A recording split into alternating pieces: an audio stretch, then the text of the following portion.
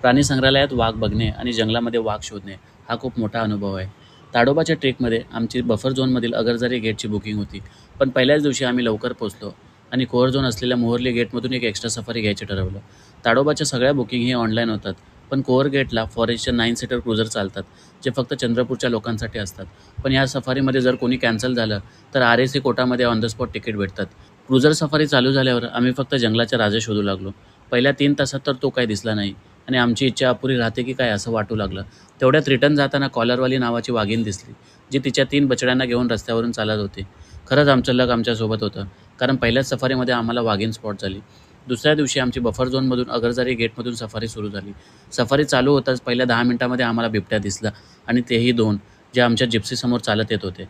Gypsy पाहून ते जंगलात पळून गेले, कारण लेओपार्ड हे थोडेसे शाय असतात आणि खूप कमी स्पॉट होतात. इथंही आमचं लक सोबत होतं. इथून पुढे गेल्यावरती आम्हाला मधू नावाची वाघीण दिसली, जी आमच्या जिप्सीच्या समोर चालत होती.